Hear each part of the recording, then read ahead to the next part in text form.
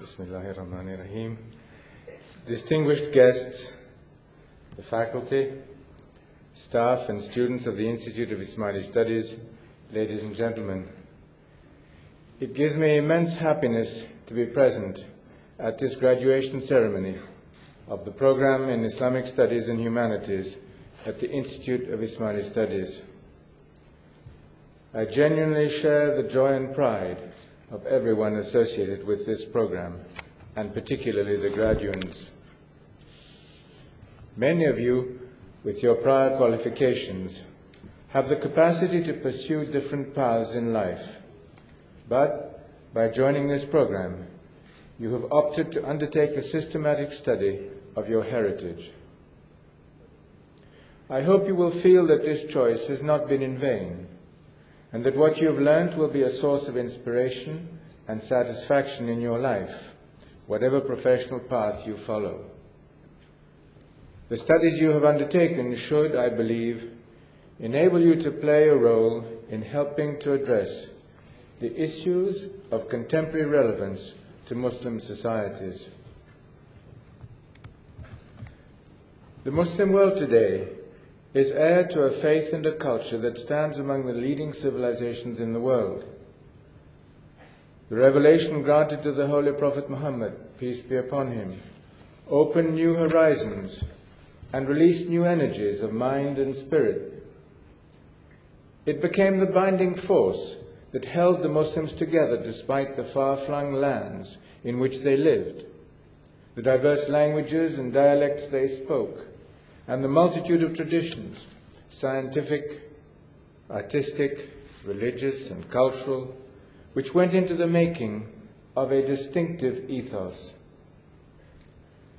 This message is still potent in the Muslim world today, although it is sometimes clouded, distorted, and deformed by political interests and by struggles for power over the minds and hearts of people. There are attempts at transforming what are meant to be fluid, progressive, open-ended, intellectually informed, and spiritually inspired traditions of thought into hardened, monolithic, absolutist, and obscurantist positions. Yet there are many across the length and breadth of the Muslim world today who care for their history and heritage, who are keenly sensitive to the radically altered conditions of the modern world. They are convinced that the idea that there is some inherent, permanent division between their heritage and the world of today is a profoundly mistaken idea, and that the choice it suggests between an Islamic identity on the one hand and on the other hand full participation in the global order of today is a false choice indeed. They seek for ways in which their societies may benefit from the intellectual and material fruits of modernity, while remaining true to their distinctive moral, spiritual, and cultural heritage. Yet it is not a simple matter for any human society with a concern and appreciation of its history to relate its history and its heritage to its contemporary conditions. Traditions evolve in a context, and the context always changes, thus demanding a new understanding of essential principles.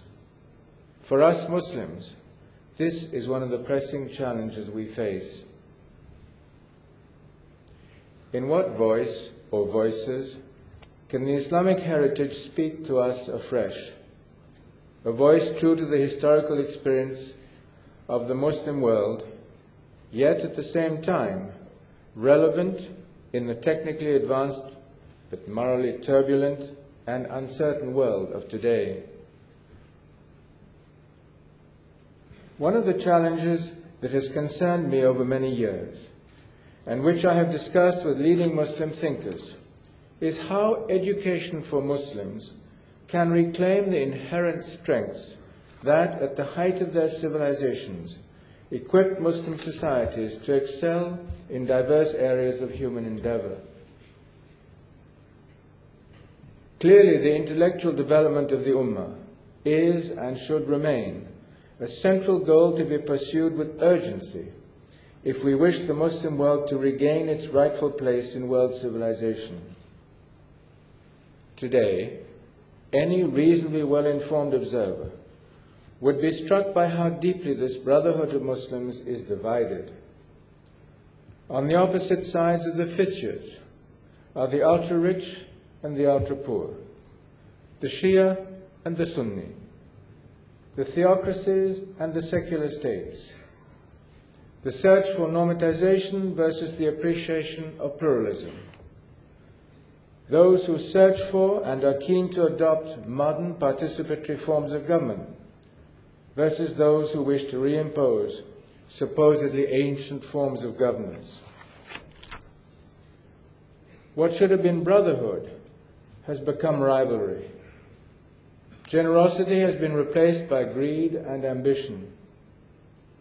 The right to think is held to be the enemy of real faith. And anything we might hope to do to expand the frontiers of human knowledge through research is doomed to failure, for in most of the Muslim world, there are neither the structures nor the resources to develop meaningful intellectual leadership. You will forgive me, I hope, for presenting to you such a grey picture of where we in the Ummah stand today. But unless we have the courage to face unpleasant reality, there is no way that we can aspire realistically to a better future. Several days ago, at a meeting of the Organization of Islamic Conference in Malaysia, it was pointed out that the only way the Ummah can work its way out of its present sad state is to harness the intellect. I deeply share this conviction, but three immediate questions follow. How do we foster intellectual development in the Ummah? In what areas of human knowledge should we seek to lead? And where should we source our education?